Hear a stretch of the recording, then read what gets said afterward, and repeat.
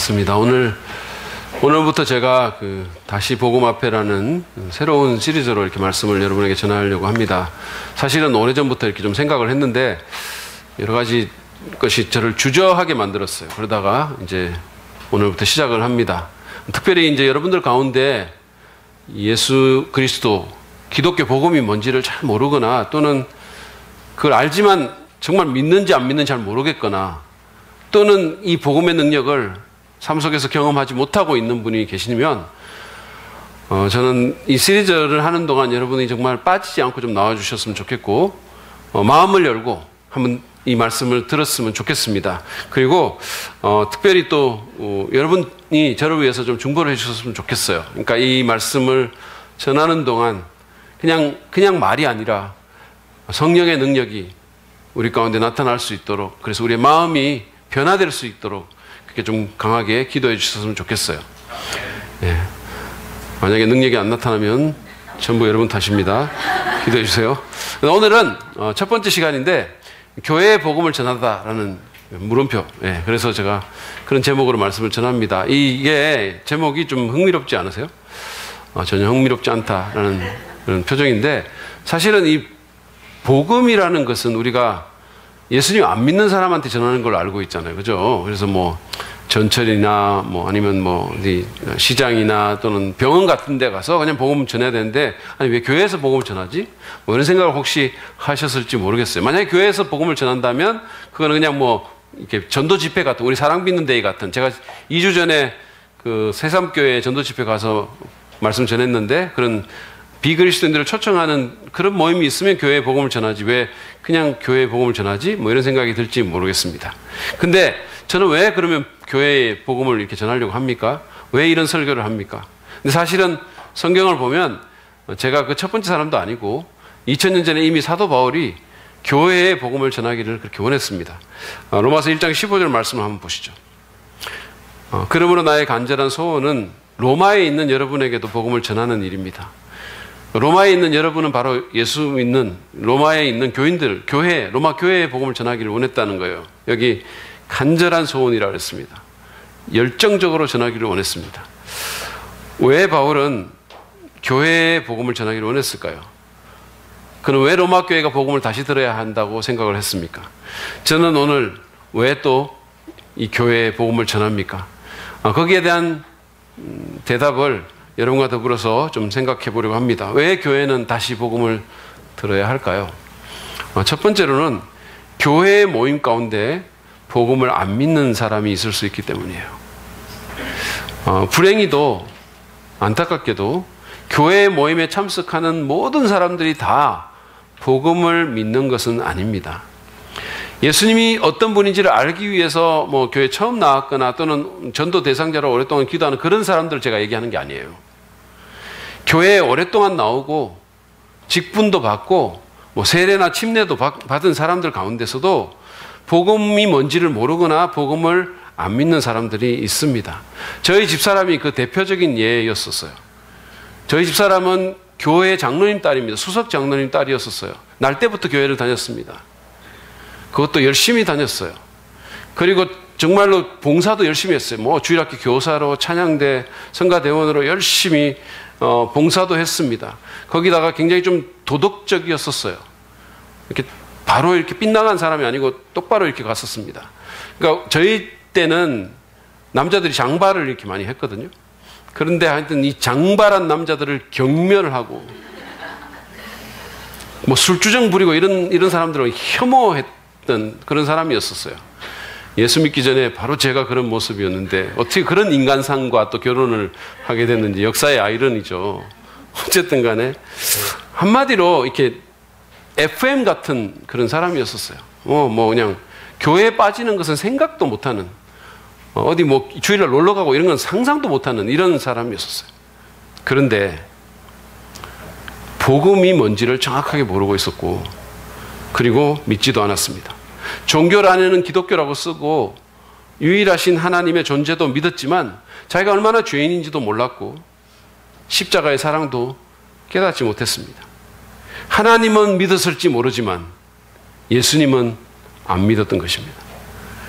죄 문제에 대해서 한 번도 심각하게 고민해 본 적이 없었고 십자가가 자기에게 정말 어떤 의미인지를 생각해 본 적도 없었습니다. 어디 제 아내뿐이겠습니까? 그냥 주일에만 교회에 나오는 썬데이 크리스천들, 교회에서 자라나서 교회 문화에 익숙한 사람들, 또는 복음을 안다고 생각하지만 한 번도 그 복음으로 회심한 적이 없는 무늬만 그리스도인들이 한국 교회에 너무 많은 겁니다. 너무 많아요. 심지어는 신학교 오는 학생 중에도 예수 안 믿는 사람이 있어요. 여러분 그게 믿어지십니까? 구원 안 받은 사람이 있어요. 제가 이름만 대면 다 알만한 한 유명한 목사님이 목회한 교회 얘기입니다. 청년들이 많고 복음주의 교회예요. 자유주의도 아니고 신비주의도 아니고 이상한 교회 아닙니다. 상당히 건강한 교회로 평가받는 그런 교회예요. 근데 그 목사님이 사임을 하신 뒤에 다른 목사님이 오셔가지고 그분이 복음을 전했어요. 분명하게 전했어요. 그리고 예수 믿고 싶은 사람, 구원받고 싶은 사람 손 들으라니까 그 교회의 3분의 2가 손을 들었다는 거예요. 대형 교회였었어요. 큰 교회였었어요. 페북에서 제가 만난 한 페북 지인은 자기가 가까이 있는 그 절의 스님을 알았는데, 근데 나중에 알고 보니까 이 스님이 전에는 감리교회 목사였다는 거예요. 그분은 목사님이었지만 복음을 몰랐거나 또는 안 믿은 사람에 틀림이 없습니다. 통계에 의하면 종교인들 중에 개종하는 그런 사람들이 있거든요. 그러니까 개종한 사람들을 대상으로 통계를 했는데 기독교를 믿었다가 개종한 사람이 58.4%였었어요. 가장 많았습니다. 기독교 믿다가 뭐 천주교 가고 불교 가는 거예요. 이 사람들은 교회에는 나왔지만 복음을 안 믿었던 사람들입니다. 예수 십자가와 부활의 복음을 진짜 알고 정말로 믿고 참으로 하나님의 은혜를 깨달은 사람은 절대로 개종 못합니다. 그렇게 될 수가 없다고 저는 생각해요. 여러분 복음 믿으십니까? 하나님의 아들인 예수님께서, 그 귀하신 분께서 나를 위해서 십자가에 죽으셨다가 부활했다는, 그래서 내 모든 죄가 용서받고 하나님의 자녀가 돼서 그 자녀로 이 땅에서 살아간다는 그 복음을 정말로 믿으십니까? 오늘 이 세상을 떠나도 주님의 은혜로 천국 갈 수 있는 분명한 확신이 있으십니까? 여러분 이거는 누구에게나 가능성이에요. 우리는 우리의 1분 후를, 1시간 후를 알지 못해요. 우리 생명을 우리는 모릅니다. 어떻게 될지 모르는 거예요. 만약에 오늘 내가 이 세상을 떠나게 된다면 내가 주님 앞에 있을 수 있습니까? 뭐 그럴지 모르겠는데 뭐 이런 식으로 할 문제가 아니잖아요. 제가 기도하는 바는 우리 교회에 오시는 분은 한 분도 잃어버린 바 없이 정말로 다 주님 앞에 가기를 원합니다. 다 구원받기를 원합니다. 다 복음으로 살기를 원합니다. 그런데 여러분 현실은 그렇지 않아요. 안타깝게도. 존 맥카터 목사님이라고 있습니다. 이분은 그 목사님의 자제인데 이분이 그 자기 아버지 교회에서 이렇게 자라나면서 이렇게 보니까 성경에서 말하는 그리스도인들의 모습과 너무 다른 그런 성도들이 너무 많은 거예요. 그래서 이 성도들이 진짜 회심했는지 정말로 믿었는지 고개를 갸우뚱하게 만드는 그런 사람들이 너무 많았다고 합니다. 말은 믿는다고 하는데 영적 기도도 했는데 직분받아서 사역도 하는데 이게 성경에서 말하는 그리스도인과 너무 다른 거예요. 헷갈렸던 겁니다. 나중에 신학교 가서 신학교 졸업하고 교회에 부임을 했어요. 젊은 나이에. 그레이스 교회라는 교회에 부임을 했습니다. 거기서도 비슷한 상황을 겪은 거예요. 그래서 그는 교회부터 복음화해야 되겠다라고 생각을 했습니다. 바깥이 아니라 교회부터 복음 전해야 되겠다. 그래서 교회에 복음을 전했습니다. 그 교회의 장로님, 성가대원들, 주일학교 교사가 예수님 믿고 구원을 받았다는 거예요. 거기서부터 그 교회가 변하기 시작했어요. 바울은 교회의 모임 가운데 예수님을 안 믿는 사람들이 있을 수 있음을 알았어요. 그래서 그는 고린도 교인들에게 이런 도전을 했습니다. 고린도서 13장 5절이에요. 여러분은 자기가 믿음 안에 있는지를 스스로 시험해보고 스스로 검증해 보십시오. 여러분은 예수 그리스도께서 여러분 안에 계시다는 것을 알지 못합니까? 모른다면 여러분은 실격자입니다. 정말 믿는 사람인지 아닌지 스스로 테스트 해보라는 겁니다. 예수님께서 내 마음속에 살아계신 것을 정말 아느냐고. 이론이 아니라 머리만의 지식이 아니라 정말로 그 부활하신 주님이 내 안에 영으로 살아계시는지를 정말로 아느냐고. 그렇지 않으면 여러분은 실격자라는 거예요. 그렇지 않으면 여러분은 교회에 앉아있지만 예수님 믿는 사람이 아니라는 거예요. 여러분 어떠십니까? 저는 여러분을 혼란스럽게 만들고 싶은 생각은 추호도 없습니다. 그렇지만 이 문제는 정말로 심각한 문제예요. 그냥 적당히 넘길 문제가 아닙니다. 여러분의 영혼이 걸린 문제예요. 여러분의 영혼이 걸린 문제입니다. 이 땅에서 어떤 인생을 살 것인가는 말할 것도 없고 내가 영혼을 어디서 보낼까가 여기에 달려있는 거예요. 그런 것 같은데 이런 상황이 아니라는 거예요. 뭐 그냥 이 정도 되니까 믿는 거 아니겠어요? 이런 상황이 아니라는 겁니다. 한 2년 전쯤에 저희 아버지께서 우울증 증세를 이렇게 보이셨어요. 저희 어머니가 그 당시에 막 심하게 넘어지시고 충격받고 막 이래가지고 우리 어머니가 굉장히 아팠거든요. 그러니까 아버지가 무너지시더라고요. 굉장히 강한 분인 줄 알았는데. 거기다가 또 아버지가 육체적으로도 전립선이 안 좋고 막 이래가지고 몸과 마음으로 굉장히 힘드셨어요.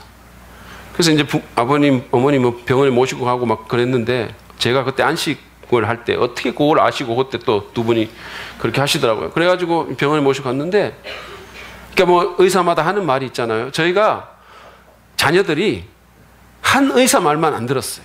또 다른 의사의 소견도 구하고 또 다른 병원도 모시고 가보고 약도 바꾸고 난리를 쳤어요.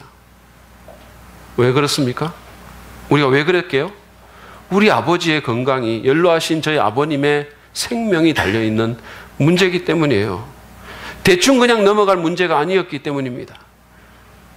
여러분 그게 만약에 우리가 이 육체의 건강을 위해서 이렇게 한다면 복음과 구원의 문제는 얼마나 더 그래야 하겠습니까? 이걸 어떻게 그냥 넘깁니까? 그래서 바울이 로마 교회에 다시 복음 전하기를 원한 겁니다. 그래서 저도 교회에 복음을 전하는 것입니다. 여러분 간절히 제가 호소합니다. 조금의 의혹이라도 있다면 이 문제에 대해서 정말로 내가 잘 모르겠거든 조금의 의혹이라도 있다면 여러분 이 설교 시리즈 빠지지 않고 말씀을 들으십시오. 이 문제를 확실히 하고 가기를 저는 원합니다. 상담을 요청하셔도 괜찮습니다. 새벽이든 한밤중이든 상관없습니다. 얼마나 멀리 계시든 상관없어요. 여러분이 윤 목사님에게만 요청하면 괜찮아요. 농담이고 여러분 교역자들은 우리 교회 교역자들은 정말 만사 제쳐놓고 이 문제를 도와줄 용의가 있어요. 저는 제가 정말로 설교를 한 주 못하더라도 저는 누군가의 영혼을 구하는 일을 하면 정말로 달려갈 수 있을 것 같아요.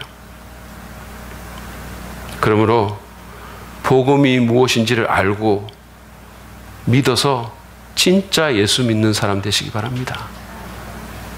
정말로 이 문제를 확실하게 하고 가는 여러분 되시기를 축복합니다. 바울이 로마 교회에 복음을 전하기 원했던 또 다른 이유는 교회에 잘못된 복음이 전해질 수 있기 때문이에요. 잘 알다시피 초대교회에도 심지어는 거짓 교사들이 있었어요. 겉으로 보기에는 목사 같은데 잘못된 메시지를 전하는 사람들이 거기 있었어요. 어떤 사람들은 복음에다가 그리스 철학과 신비주의를 섞은 영기주의라는 복음을 이단을 전했어요. 그런가 하면 어떤 사람은 예수님도 믿어야 되지만 율법도 지켜야 된다면서 율법주의를 가르쳤습니다. 바울은 복음을 변질시키려는 그런 사람들의 가르침에 격렬하게 반응했어요. 여러분 한번 보십시오. 갈라디아서 1장 6절부터 9절입니다. 여러분을 그리스도의 은혜 안으로 불러주신 분에게서 여러분이 그렇게도 빨리 떠나 다른 복음으로 넘어가는 데는 나는 놀라지 않을 수 없습니다. 실제로 다른 복음이 있는 것은 아닙니다. 다만 몇몇 사람이 여러분을 교란시켜서, 이 사람들은 목사 같은 사람이에요, 그리스도의 복음을 왜곡시키려고 하는 것뿐입니다.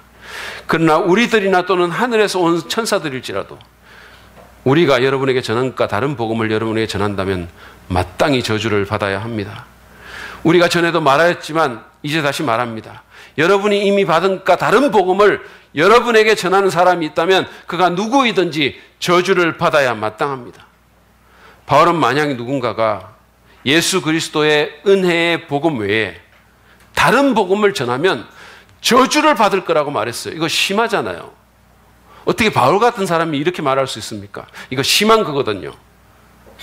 바울이 왜 이렇게 격렬히 반응해야 했을까요? 그것은 잘못된 복음이 사람을 영원히 죽일 수 있기 때문이에요. 그 사람의 영혼을 완전히 망하게 만들 수 있기 때문입니다. 그래서 그는 이렇게 심하게 반응한 것입니다. 이것은 로마 교회에도 예외가 될 수 없었어요. 거기도 거짓 교사들이 숨어들 수 있었던 겁니다. 지금 바울이 편지를 쓸 때 로마 교회는 이미 한 20년 정도가 지났어요. 개척된 지. 얼마든지 거짓 교사들이 있을 수 있었어요. 그래서 그는 로마 교회의 바른 복음을 전하기 원했던 겁니다. 여러분, 이것은 지금도 마찬가지예요.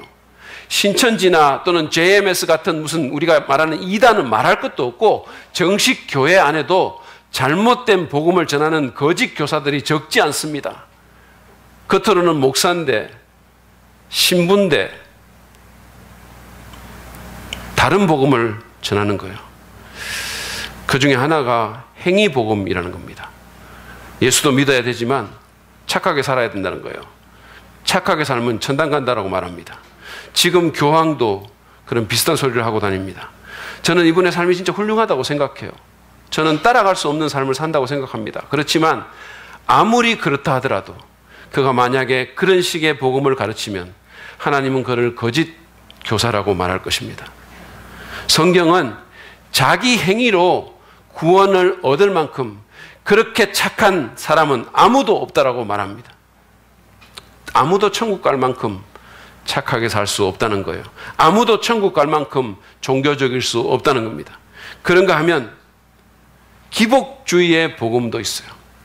예수 믿으면 건강하고 이 땅에서 성공한다는 복음을 전하는 사람들입니다. 여러분, 복음은, 기독교의 복음은 이 땅에서 우리가 잘 먹고 잘 사는 것에 대한 것이 아니에요. 여기서 좀 더 건강하고 축복받고 성공하고 자식 좋은 대학 가고 이런 거 아닙니다. 그거를 뛰어넘는 거예요. 바울은 누구보다 예수 잘 믿었지만 건강하지도 않았고 이 땅에서 성공하지도 못했어요. 여러분, 오해하지 마십시오. 예수 믿고 잘 될 수 있습니다. 여러분, 뭐 표정이 갑자기 막 어두워지고, 하나님의 뜻이 있어서 여러분을 성공하게 만드실 수 있어요. 그리고 성공한 여러분을 하나님이 쓰실 수 있습니다. 저는 여러분이 지지리도 못 살고 하는 일마다 안 되고 질병에 시달리기를 원치 않습니다. 정말로 건강하고 여러분 정말 성공했으면 좋겠어요. 그러나 그것이 복음은 아닙니다. 그것이 제가 여기서 목숨 걸고 전해야 될 말씀이 아니라는 거예요. 복음은 우리가 어떤 형편에 있든지 간에, 그게 좋든지 나쁘든지 간에 하나님께서 나를 사랑하셔서 그 아들을 내게 주시고 믿는 나를 영원히 구원하셔서 어떤 상황에 있든지 간에 내 하나님이 되신다는 말할 수 없을 만큼 기쁜 소식이에요. 그게 복음이에요. 그런가 하면 어떤 사람은 신비주의 복음을 전합니다. 방언하고 무슨 환상 봐야 된다고 가르치는 거예요. 여러분, 잘 들으세요. 방언이나 환상은 성경에 있지만 그것은 복음과는 아무 상관없어요. 방언한다고 구원받거나 성령 받는 거 아닙니다. 방언한다고 더 신령하거나 또는 능력 있는 거 아닙니다. 그냥 하나님이 선물로 주시는 거예요. 방언한다고 더 믿음 좋은 것도 아닙니다. 종교개혁자인 마틴 루터나 존 캘빈이나 또는 감리교 창시자인 웨슬리나 19세기 설교의 황태자였던 스펄전이나 전 세계를 변화시킨 빌리 그레함 같은 사람들 아무도 방언 안 했어요. 누구보다 복음적이고 누구보다 믿음 좋은 사람들입니다. 저도 안 했어요. 앞에 그 사람들 얘기할 때는 분위기 괜찮았는데 제 얘기하니까 그냥 싸해지는 것 같아요. 어쨌든 지금 한국 교회는요, 이 잘못된 기복주의도 그렇지만 이 잘못된 신비주의 때문에 병들어가고 있어요. 그런가 하면 어떤 사람은 혼합주의적인 복음을 설파합니다. 소위 종교다원주의적인 사상이에요. 어떤 종교도 어떤 복음도 다 괜찮다는 겁니다. 이렇게 말하는 사람들 보면 사람들 보기에는 굉장히 마음이 넓은 목사나 신부 같아요.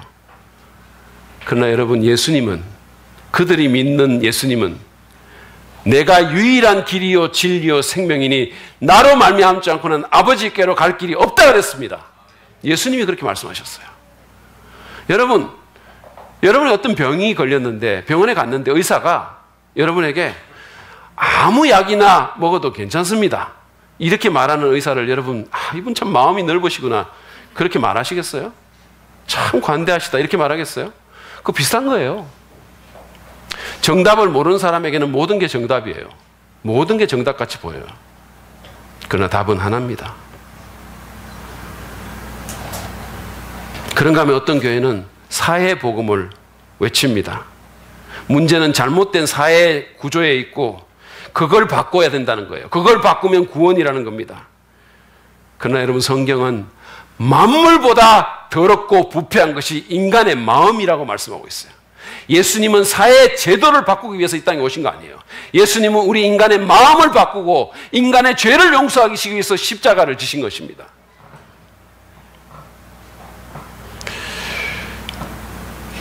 그런가 하면 어떤 교회는 또는 어떤 교사는 소위 영적 기도만 하면, 지식적으로 동의만 하면 구원받는다는 소위 지적 동의의 복음을 가르칩니다. 내가 그냥 이 복음이 뭔지를 듣고 그리고 그냥 예, 뭐 그러면서 지적으로 동의하고 영적 기도 따라하면 구원받는다는 거예요. 그럴까요? 그렇지 않습니다. 복음은 전인격적인 반응을 요구합니다. 죄에서 돌이켜서 마음으로 믿고, 마음으로 확실하게 믿고 의지적으로 이분이 나의 구주이며 주님임을 신뢰해야 됩니다. 내 운명을 나를 위해 십자가를 지신 하나님, 그 예수님께 맡겨야 되는 거예요. 여러분, 지금 의자에 앉으실 때 그 의자를 보고 의자가 믿을만하다고 생각하고, 그리고는 그냥 생각만 한 게 아니라, 그냥 지적으로 동의만 한 게 아니라 여러분의 몸을, 여러분의 체중을 거기에 완전히 맡긴 것처럼 여러분의 운명과 여러분의 존재를 이 예수님이라는 분에게 맡겨야 되는 거예요. 주님 믿습니다. 주님께서 내 인생을, 내 영혼을 구원해 주실 줄 믿습니다. 맡기겠습니다. 그게 믿음이에요. 그냥 어떤 이론 알고 요식 절차 거친다고 구원받는 거 아닙니다. 그 외에도 수많은 다른 가짜 복음이 있겠지만 제가 대표적인 것을 열거를 해봤어요.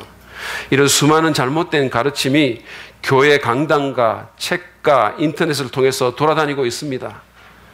그래서 성도들조차 이에 미혹되고 있는 상황이기 때문에 교회에도 복음을 전해야 하는 겁니다. 여러분은 올바른 복음을 믿고 있으십니까? 혹시 잘못된 것을 믿으면서 내가 구원받았다고 잘못 생각하고 있지는 않으신가요? 내 자녀에 대해서도 마찬가지입니다. 내 가족에 대해서 마찬가지예요. 걔가 교회에 나오니까, 열심히 나오는 거 보니까, 혹시 그렇게 생각하고 있지 않습니까? 걔가 방언했다니까 뭐 혹시 그렇게 생각하고 있지 않아요? 이 시리즈를 통해서 바른 복음이 무엇인지를 확실히 알고 그 복음을 믿고 전하는 저와 여러분 되시기를 바랍니다. 교회의 복음을 전하는 또 다른 이유, 바울이 로마 교회 복음을 전하기를 그렇게 간절히 원했던 것은 마지막으로 복음이 하나님의 능력임을 확신했기 때문이에요. 여러분, 복음은 우리를 변화시키는 하나님의 능력입니다. 로마서 1장 16절에서 바울은 이를 분명히 선포합니다. 보시죠. 나는 복음을 부끄러워하지 않습니다. 이 복음은 유대 사람을 비롯하여 그리스 사람에 이르기까지 모든 믿는 사람을 구원하는 하나님의 능력입니다. 바울은 자기가 뭐 이렇게 이 복음을 그냥 숨기고 다니고 예수 안 믿는 사람처럼 바깥에 나가서 행동하고 안 그랬다는 거예요. 자기는 이 복음을 자랑했다는 겁니다. 부끄러워하지 않았다는 거예요. 왜요? 이 복음은 그 사람이 누구든지 간에 그를 구원할 수 있는 하나님의 능력이라는 거예요. 고린도서 1장 22절 24절에서는 더 명백하게 말합니다. 보시죠. 유대 사람은 기적을 요구하고 그리스 사람은 지혜를 찾으나 우리는 십자가에 달리신 그리스도를 전합니다. 그리스도가 십자가에 달리셨다는 것은 유대 사람에게는, 기적을 구하는 유대 사람에게는 거리낌이고 이방 사람에게는, 지혜를 구하는 그리스 사람에게는 어리석은 일입니다. 그러나 부르심을 받은 사람에게는, 유대 사람에게나 그리스 사람에게나 이 그리스도는 하나님의 능력이요 하나님의 지혜입니다. 기적이나 또는 그리스 철학자의 그런 지혜가 대단해 보이지만, 그래서 사람들이 그것을 막 쫓아다니고 찾지만, 그러나 그거는 아무것도 아니라는 거예요. 예수 그리스도의 십자가 복음, 이게 어떤 사람에게는 너무 어리석어 보이고 미련해 보이지만 한 주가 우리를 위해서 십자가에 못 박혀 죽었다는 이 복음이 전지전능하신 하나님의 능력이고 지혜라는 겁니다. 복음은 죽었던 우리의 영혼을 살리는 능력입니다. 여러분, 철학이나 정치나 교육이 사람을 살립니까? 못 살리죠. 그러나 복음은 사람을 살리고 그 인생을 완전히 바꾸어 놓습니다. 복음이라는 것이 그냥 좀 안 좋은 사람, 좀 더 나은 사람으로 개량시키는 거 아니에요. 좀 더 바른 사람 되게 만드는 거, 그게 복음 아닙니다. 좀 도덕 더 지키는 거, 이게 복음 아니에요. 복음은 죽었던 사람을 살리는 겁니다. 그 영혼을 완전히 그냥 새롭게 만드는 거예요. 하나님에 대해서 죽었던 사람을 살리는 게 복음이에요. 항해도, 여러분 김익두라는 사람 아세요? 이 사람은 항해도 안압골 출신인데 그 안압골 거리를 어슬렁거리면서 인생을 포기하고 술에 쩔어서 지내던 루저였었습니다. 악만 남아가지고 사람들에게 행패 부리고 닥치는 대로 집과 가구를 부숴던 깡패였던 이 김익두가 300만의 사람들을 거듭나게 만든 열정적인 전도자로 변화된 것은 복음 때문이었어요. 복음이 그렇게 한 겁니다. 여러분 닉 부이치치 아시죠? 사지가 없는 채 태어났어요. 수차례 자살하려고 생각하던 사람입니다. 이런 사람이 오히려 우리같이 건강한 사람들 앞에 서서 전 세계를 돌아다니면서 전 세계의 사람들에게 꿈과 희망과 용기를 주는 그런 하나님 나라의 동기부여자로 변화된 것은 다름 아닌 복음이었었어요. 복음이 능력입니다. 복음이 능력이에요. 여러분, 십자가 복음에서 드러난 하나님의 은혜를, 하나님의 그 사랑을 참으로 경험한 사람은 신앙생활이 그렇게 무겁지 않습니다. 여러분 힘드세요? 예수 믿는 거? 교회 나오는 거 어려우십니까? 예배 드리는 거 한번 나와 주시는 거예요? 기도에 나오는 것 그렇게 힘드십니까? 왜 그러십니까? 하나님의 사랑을 혹시 잊어버리고 있지는 않습니까? 아니면 아예 그 사랑을 한 번도 제대로 경험한 적이 없으십니까? 그것을 참으로 복음 가운데서 이 사랑을 경험한 사람은 기쁨으로 순종하고 자신을 드립니다. 예배가 즐거워지고 소망이 생기고 표정이 바뀝니다. 할 수 없는 일을 하고 갈 수 없는 곳에 갑니다. 저는 지금도 십자가 찬송을 부르면 가슴이 떨려요. 나 같은 죄인을 위해서, 나같이 형편없는 사람을 위해서 독생자를 십자가에 내어주신 그 사랑이 믿어지지 않을 만큼 좋고 감사한 거예요. 너무 감사한 거예요. 어쩌면 그럴 수 있는지. 제가 달라 신학교 다닐 때 일입니다. 학교에 체프를 하는데 여러분도 잘 아시는 찬송, 내 평생에 가는 길, 그 찬송 있잖아요. 내 평생에 간, 그 찬송을 부르는데요, 3절을 부를 때입니다. 그 3절 가사가 이거잖아요. 내 지은 죄 주홍빛 같더라도 주 예수께 다 아려면 그 십자가 피로서 다 씻으니 흰 눈보다 더 정하겠네. 이 찬송을 부르는데 제 옆에 이렇게 있는 미국 여학생이 정말로 이렇게 막 주먹을 불끈 쥐고 막 감격하면서 눈물을 흘리면서 예스 그러는 거예요. 이 찬송 부르는데. 그래서 그 마음이 제게 전달이 되어 오는데 어쩌면 같은 마음인지 온몸에 전율이 왔었어요. 지지난주에 제가 세상교회에서 가서 이제 개그 오머닌 정선희 씨라고 여러분 아시죠? 이분도 참 인생에 많은 질고를 겪었던 남편이 뭐 자살해서 죽고 막 온갖 일이 있었잖아요. 근데 이분의 구원 간증을 들었을 때도 그랬었어요. 제가 사실은 오전 강사가 제가 오전 설교를 하면서 저를 구원하신 하나님의 은혜에 대해 제가 말을 했어요. 그 사랑, 지금도 여전히 저를 감격시키는 그 사랑에 대해서 제가 말을 하면서 거기 모인 분들에게 예수 믿는 거 너무 좋다고, 예수 믿는 게 너무 좋다고 제가 그렇게 얘기를 했어요.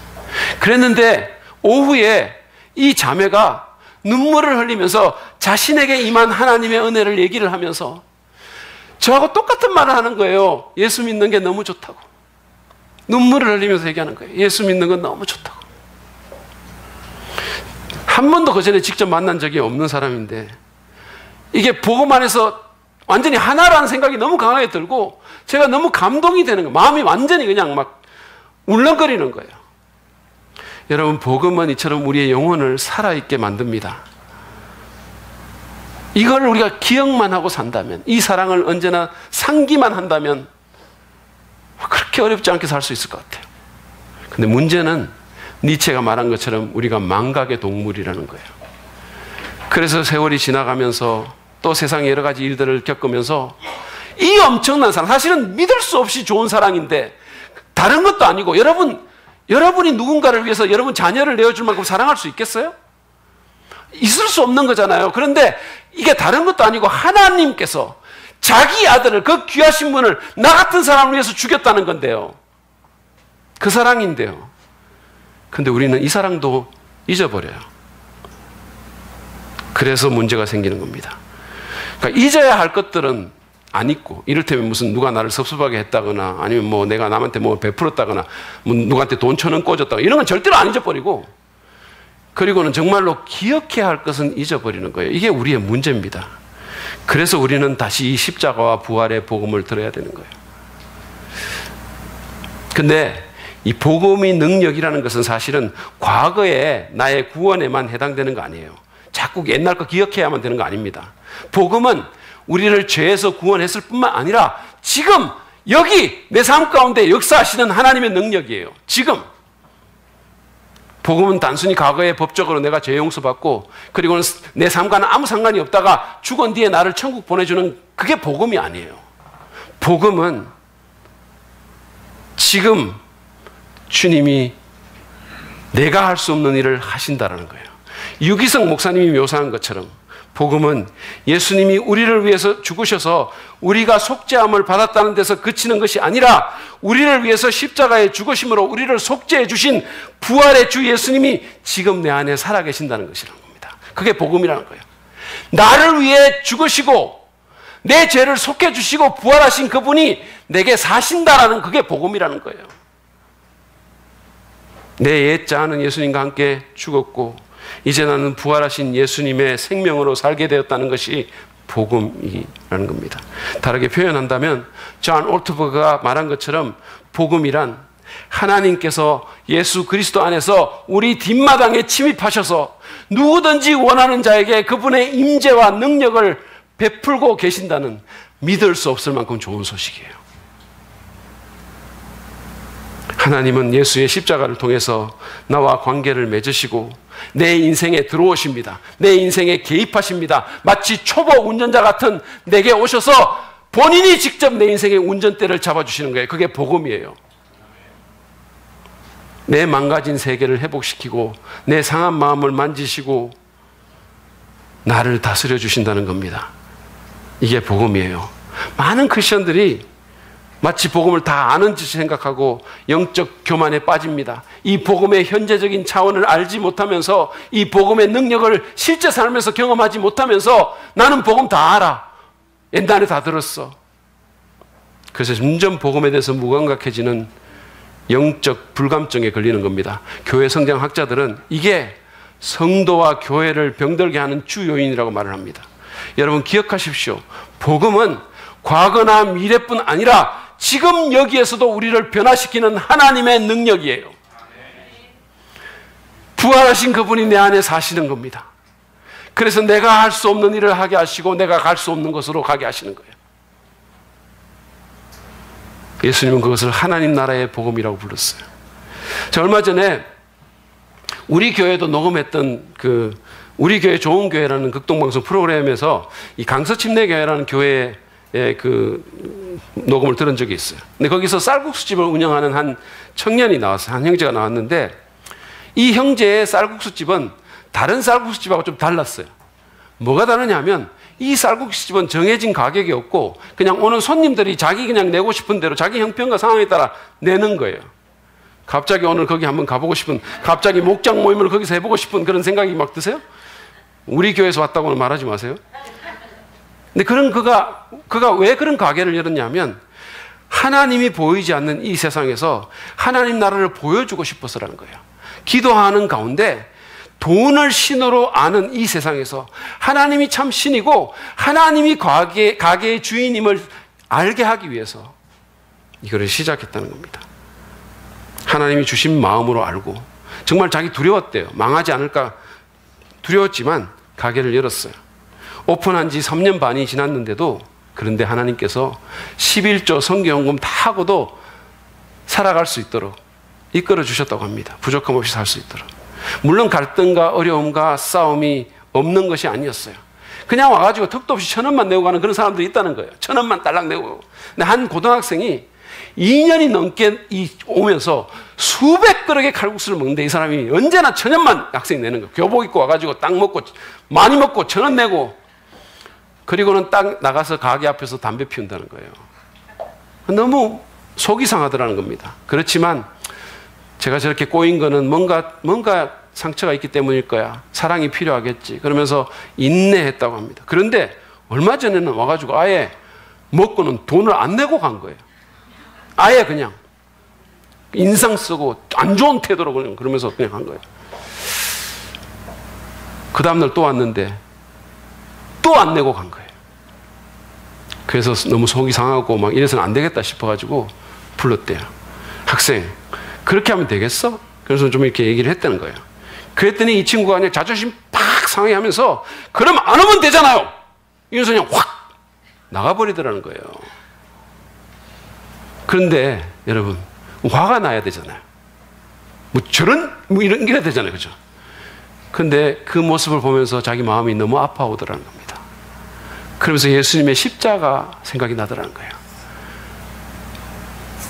십자가를 지시고 빌라도 앞에서 한마디도 자기를 위해서 변명하지 않고 끝까지 우리를 위해서 희생하신 그 예수님 생각이 나더라는 거예요. 그래서 이 사람이 주님 앞에 회개했다고 합니다. 주님, 저는 여기까지인가 봅니다. 십자가를 지신 주님을 따라가려면 멀었습니다. 주님, 저를 도와주세요. 그랬더니 말이에요. 주님께서 그 마음을 만지시고 오히려 소망을 주셨다고 합니다. 더 사랑할 수 있도록 주님처럼 자기 이익 따지지 않고 다른 사람을 위해서 더 희생할 수 있도록 인내하는 마음을 주신 겁니다. 여러분, 이게 바로 우리를 다스리시는 하나님 나라의 복음이에요. 이것이 바로 복음의 능력입니다. 우리는 이 복음의 능력을 회복하고 날마다 그 능력을 경험해야 됩니다. 교회는 복음의 능력이 있을 때 교회답게 되는 거예요. 교회가 들어야 될 깃발은 복음의 깃발이에요. 다른 거 아닙니다. 복음의 깃발이에요. 저는 최근에 춘천 한마음 침례교회 김성노 목사님이라는 분이 쓴 이 하나님의 승부수 부활이라는 이 책을 읽었어요. 근데 이 책에 보면요, 이 복음으로 삶이 변한 그런 그 교회 성도들 얘기가 나옵니다. 근데 이게 보면 어떻게 이렇게 연결이 돼가지고 400명 이상의 성도들이 기독교 TV에서 간증을 했다는 거예요.